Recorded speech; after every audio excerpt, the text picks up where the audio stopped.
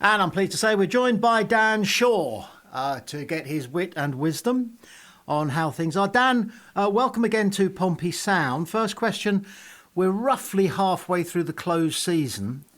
How do you think it's going? Hi, Tommy. How's it going? It's very slow, isn't it? I think that's fair to say. Only a couple of bodies in through the door, and I imagine there must be incredible work behind the scenes, but it's not something that we see, so it leaves people. Some will be panicking, I'm sure. I can't say that I'm panicking, but traditionally in the last couple of years, Pompey have tried to get their business done early, haven't they? And they've actually spoken about the importance of that. So it's not really a great surprise to me that obviously they don't have many in at the moment, because these things take a lot of time and there's other clubs sniffing around and whatnot. But I think Pompey would have liked to have got a few more in through the door, but look, it's very difficult, isn't it? You know, we know that we're a club with limitations, and you know, these players, if Pompey come in for them, I'm sure the agents will then be using that as ammunition to just put the word into other clubs as well and see if they can get a better deal elsewhere, and use Pompey as leverage perhaps. And I think financially it's difficult for us to sign or to buy players from England. So we mentioned in our last chat that they'd probably cast their net out far and wide, and possibly Australia and possibly into Europe as well, because it might just make the pound stretch a little bit further, and that looks as though that's happening. But it takes a long time, doesn't it? It takes a lot of hard work and a lot of patience, and yeah, don't panic just yet would be my message. Yeah, I mean, bringing players in from abroad, it does look as though their price tags are more favourable than a player with full English heritage. But then they've got to overcome homesickness, perhaps, or just, you know, cultural differences. There's talk that Abdoulaye Kamara just simply never fitted in at Portsmouth, both off the pitch as well as on it. Yeah, that was interesting, wasn't it? I mean, I didn't read the full article, but I saw Neil Allen post something about his article, and with a little personal kind of side note to it on his X account, which was he never had anyone have a good word to say about him, I think, which was very interesting. So we've talked before on previous chats about having the right mentality to be at this football club and what it takes to succeed here. And it would appear that he didn't have that. And you know, I guess he's got the talent. He seemed to have a little bit about him when he played, and probably didn't get as many chances as some of us would have liked. Mousinho obviously took some of the responsibility for that by saying he changed things up in his shape and his style, etc. But I think he's probably protecting the player a little, judging by what came out from Neil. So yeah, it's always a gamble. You don't really know what you're getting. That's the toughest part of it. You don't know what you're getting in terms of, can they adapt to the style, the pace, the you know, the strength in the game that's used in England. And then of course, like you say, the language and the culture and the lifestyle, and it's all very difficult to gauge and to measure, and I'm glad it's not me who's having to do it. We looked out to see whether there were any interviews with him. We couldn't find any. It leads you to wonder whether he had good English. Is this Kamara we're talking about still? Yeah, that's a very good point, Tom, actually. It's not something I'd thought about. He's been almost invisible, hasn't he, at the club? France and Germany are his home countries. Yeah, that's right. So perhaps you're right, and that may well have been a factor. And to be honest, if you're not playing football as well, that's got to mount up on just how difficult that move is. I remember I did a job in Drew Talbot's house many years ago, and he was telling me that, you know, he was living down south from his family who were up north on his own, and you know, he wasn't getting game time, and so that was all getting very difficult for him. If he'd have been playing more games, he perhaps would have had a slightly different mindset, because he had something to look forward to on a Saturday, whereas he kind of got to a point where he felt as though he was training all week, missing his family growing up, and then not getting a game at the end of the week. So yeah, it's got to be a tough thing to take. I mean, I'm sure a lot of us would all say, well, I'll take that problem on for a few grand a week. But, you know, that's their lives at the end of the day.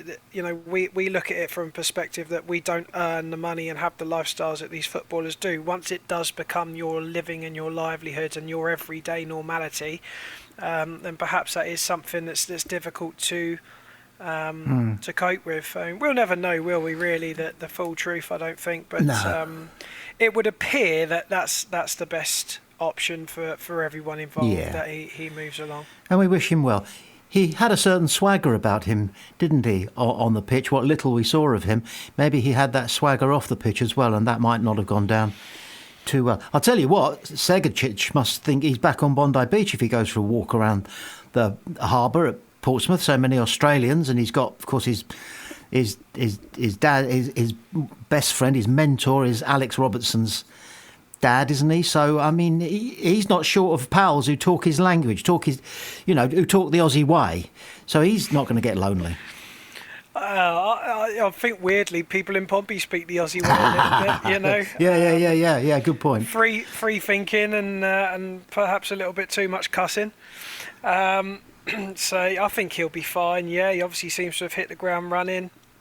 It's a weird one, really. I mean, we shouldn't be surprised now when we are linked with Australians, because it seems that's very much our mantra. But you know, I mean, we don't know enough about these players over there, do we? We just don't see it. So, you know, every time a name comes up, you're kind of wondering, who are they? And I don't know if you've had a little look. I'm sure you have, Tom. Had a little look at his previous playing history, and he's not really played that much or scored that many goals in what has been a short career. He's only 21, so it's only just begun. And to be fair, in his first full season in Australia as a 20 into 21-year-old, he scored 13 in 24 league games, and his stats, he's ranked highly by Opta in terms of an overall sort of score, if you like, out of 10, which is how they base it on Opta. He finished his season with an average of 7.2, which is above average. So yeah, I'm sure he'll be fine. You say he's got a few Aussie lads there, and we're still waiting to see, aren't we, all of us, how the Australians pan out, because we unfortunately we haven't really been able to have a good look at any of them yet, have we, and really cast aspersions, make judgment. I know I heard your chat with Boney the other week about the guy who went off on a tangent about Pompey's Australian players and how they'd all failed. But that was a little bit premature, perhaps. Well, you do get doom and gloom merchants, and that's what they deal in, really, is is seeing the negative side of things. It's all part of football. I don't mind as long as it doesn't damage the players. That's the only reservation I've got about the doom mongers. Let's move on to get your thoughts about John Swift's homecoming. Yeah, I mean, there's a couple of different opinions on Swift at the moment, isn't there? I think one of them is, well, he didn't want to come originally. What's changed? And do we want someone who didn't want to join initially? And the other side of the fence that goes, well, look, he's here. He's signed, and he's been playing at a good level, a proven championship midfielder for quite some time now, and he's 30 years of age, so he's coming into, or is in his prime years now, you'd think. So, he looks a good addition, and I think I probably would, as ever, no matter what it is in my life, whether it's politics or football or whatever, I try and take a centrist view on everything and weigh up both sides and understand and listen to both sides and come to my own conclusion, so I can understand it on both. And I think we obviously needed a good, steady central midfielder who'd played at this level and we probably wasn't taking a gamble on. And he appears to be that player. And of course, it's always nice to have a local player back in after, being informed that Richie's not going to be in and around it. To have another one added to the ranks is good, particularly when we're playing the other lot later this season. I think if you've got local lads in that side, it definitely helps. Yeah, there's a couple or three names that keep getting bandied about, and I don't honestly know where exactly we are with them at this moment in time of you and I talking. But there's a Hungarian player with Belgrade called Koznovsky, who in a couple of places at this moment in time is said to have signed. Then there's the Matson thing, which doesn't seem to be going away, Pele Matson. And did I dream it, or is somebody linking Danny Ings with us? Is that right? I hadn't heard that.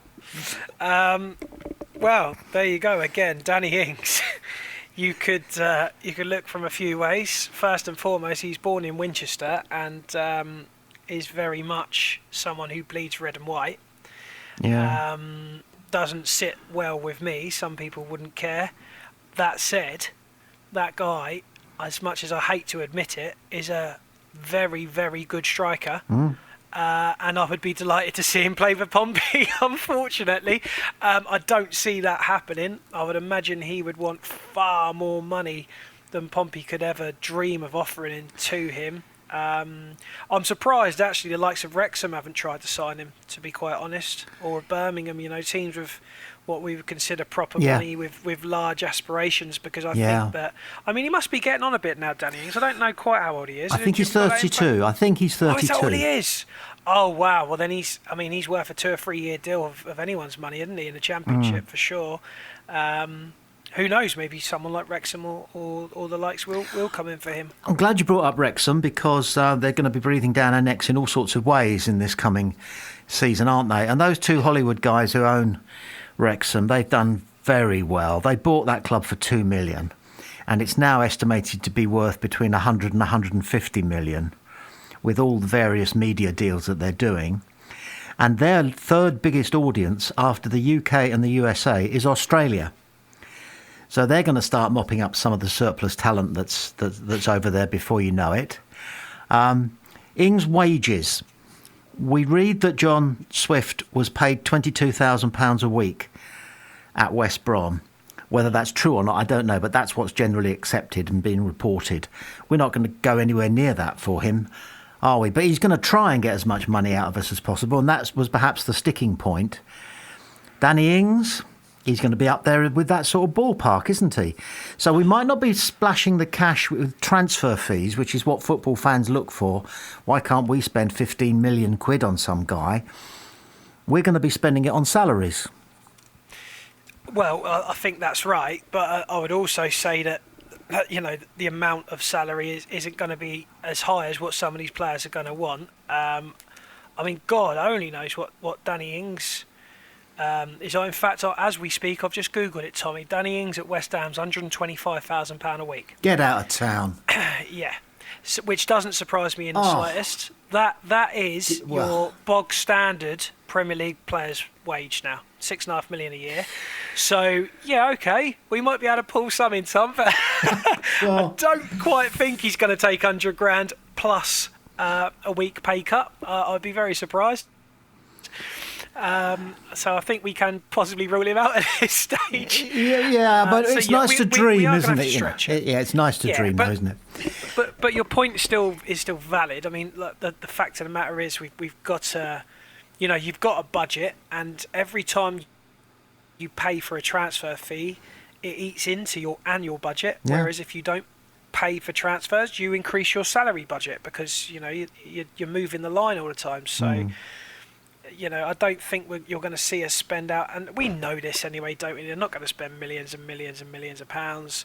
I would imagine Pompey might go up to £2.5, maybe £3 million if they felt that there was someone who they really, really desired, who they felt was proper championship quality, who perhaps they could sell on for 2 or 3 times, maybe even 4 times his value in a few years' time. But that's very difficult to find because all of these clubs have got their finger on the pulse. They all know these players intimately. They're all being watched and analysed and everything else. So it's a very, very tough thing to do in the English leagues, and perhaps that's why Pompey are drifting out towards Europe and Australia.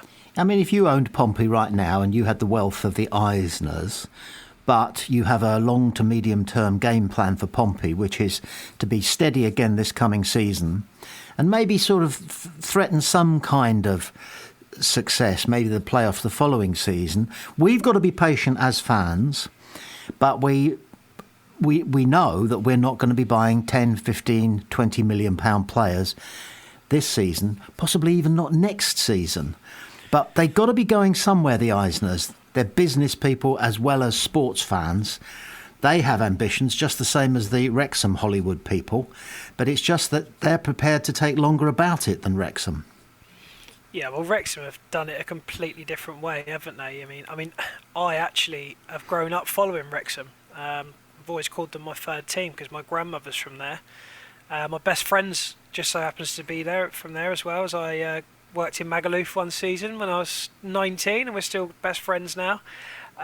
So I've got very close links to that, and believe it or not, I was also the personal commentator of those Hollywood owners for a while, commentating on the Wrexham games direct to their living rooms. So I do know Wrexham quite well. Do you know the lads quite well? Did you have one-to-ones with them, or did they just take your feed? No, unfortunately, I just got feedback via them from the head of media. A very interesting tidbit, Mr. Shaw, I have to say. Yeah, I was the private commentator of the Hollywood guys, so they've heard me on the TV rather than the other way around, which is quite fun. But yeah, I've always followed Wrexham. I've got lots of photos of me as a young boy in Wrexham kits, so I know that club quite well. And obviously their plan was to create that fairy tale, which meant they had to go and find a club with huge potential out of the Football League. Who they could grow. That wasn't ever going to be the case for the Eisners. I mean, Wrexham is a very different town. It's now a city, actually. To Portsmouth, the fan base is very different. There's so many contrasts between the two clubs. They're so dissimilar. It's untrue. So it was never going to be a model that the Eisners could do. And Wrexham have been smart about the way they've done things. And I think it's almost obvious, but I guess with the benefit of hindsight, it was obvious that someone like that could do something with a club like that. The only thing I do wonder, Tom, and as you know, I'm an Eisner fan, so I'm not having a pop or anything. But when you talk about these medium-term plans, I just don't know what it is. I mean, I totally respect the model. I've got no issues with it. You know, we all voted yes to let them have the club, and they put this very model forward, and they've stuck by all of the things they said they were going to do. They're not going to deviate from it, and that's what we accepted, and that's how it is, and I've got no issue with it. But I do wonder where are they trying to get the club? And they talk about the Premier League, of course they do, but it'd be silly of them not to. I do wonder where they want to get to, how they think they're going to do it, if it really is achievable. I just don't know, and I would love to get inside the minds of those owners to work out what their strategy is, because obviously at the end of the day they want to make money, don't they? They own a football club. They haven't bought, and they're like you said, they're business people. Now some owners buy football clubs because they like it to use it as a little toy, and when they get bored they throw it away, and that's dangerous because we've seen that with our own club in the past and several others in the past. I mean, look at Reading and Derby and Sheffield Wednesday right now. You know, once they get bored they pull the plug and they leave these clubs in debt. Our owners won't do that. You know, that when they walk away from this club, even if they haven't made any money, I'm pretty sure that anything that's left overdrawn will get cleared as a good gesture, because I think that's the kind of people they are, and that is something actually to be really grateful for, although it quite often is not appreciated by football folk, not Pompey fans but football fans in general, because we all want instant success and we want our owners to spend tons of money. But I really don't know where it is that they're trying to get to, and it certainly isn't evident. You're absolutely right, as ever, Dan. It is not obvious and evident. But you and I both know Americans. Everyone knows Americans. We get so much American culture on our screens, big and small. We know what Americans like. They want to win. They want to be the best. They want to make the most money. They want the other guy to lose, whoever that is. And I think the Eisners are steeped in that, because the guy at the top of the family, Michael Eisner, is simply one of the most successful media people in media, in the history of media. And he's watching what the Hollywood boys are doing, you can bet, with an eagle eye, and quietly going, I'm going to beat them. I hope so. I would be very surprised if that isn't the case. I worked for Disney myself quite a few times since you mentioned your Wrexham background, and I was always blown away by their ambition, their naked ambition to get on well themselves, for Disney to do well. We were going to have a game of soccer, or we were out there at one point, and I said it's just it's just a kickabout, right? It's not a club match or anything. It's just a friendly.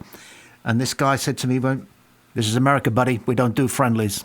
Yeah, and I thought, yeah, I did actually, and I think that's the culture of the Eisners. And also, they're playing poker. They're not going to give their hand away. No, absolutely right. Yeah, we just have no idea, do we? I think the infrastructure thing is a very big part of it. They want to have asset and they want to have the right people in. I mean, Eric, when I've interviewed him a couple of times, I've spoken at length about, having the right people in the right positions. I think they feel that Richard Hughes is a huge part of that.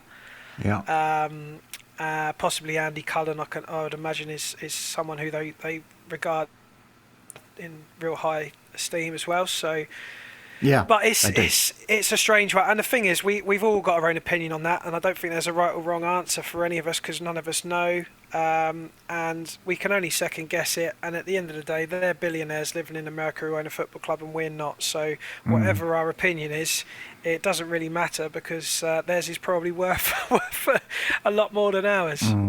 Absolutely. Back to those friendlies then. They weren't available to watch anywhere, so I've only seen a couple of little clips, grainy clips at that, and I was a bit annoyed that I had to pay for them from some sort of agency that's everybody's trying to milk $1.99 off you, aren't they, at the moment, the internet. So I can only go on what I've read, for example, Neil Allen having to say that the Farnborough game, OK, it was only Farnborough, but they were pretty impressive, the boys in turquoise. Yeah, well, first thing I'd like to say is I think we should start a petition for Pompey Sound to get broadcasting rights for Friendlies and put it on the internet live. That's a good thought. And secondly, this makes for terrible radio, Tom, but I have zero interest in Pompey's Friendlies. I don't even know the results. And it's just because, do you know, it's Neil who's ruined it for me, actually. Because I would sit and watch, me and Neil sit in the press box together frequently, obviously for Pompey games, and start of the season, you start talk. I mean, what it's like, it's like Tommy, you start giving each other your opinions on Pompey when you get into the press box because that's your common interest and that's what you're there for. Yeah. And Jordan and Neil would both say, the Friendlies aren't worth worrying about, they're not worth thinking about, they don't give any reflection into the season, they don't give any reflection into the players, into shape, into form, anything, and it kind of burst my bubble quite a few years ago saying that, and so I've not taken those games seriously at all. I haven't travelled to any for quite some time. I used to go to all of them. But I don't know a great deal. The one thing I did see, which is again not the most entertaining thing to be talking about on a radio show, but I saw that Farnborough had commented that Pompey had left the visiting changing room in the best shape they'd ever seen from a visiting side post-match, which was nice, and I think that's really great from Pompey that they've achieved respect. That. There's just a little bit of respect, no swagger about it. None of this. We're a championship side, and you lot are part-timers. None of that respect. That's it. Very noble. And again, I do. The club should reflect the city and its people, and I think as a city, we're all a little bit rough around the edges around here from Pompey. I certainly am, but I always try to do the right thing, and I think that's been reflected there by Pompey, which is great. But in terms of results. Yeah, I'm really sorry, Tom. I should have done a little bit of homework, I guess, but I don't know a great deal. You'll have to tell me the scores. I will. It's an aggregate of 6-0. We beat Woking, wasn't it? 1-0. And I think Paddy Lane got the goal. And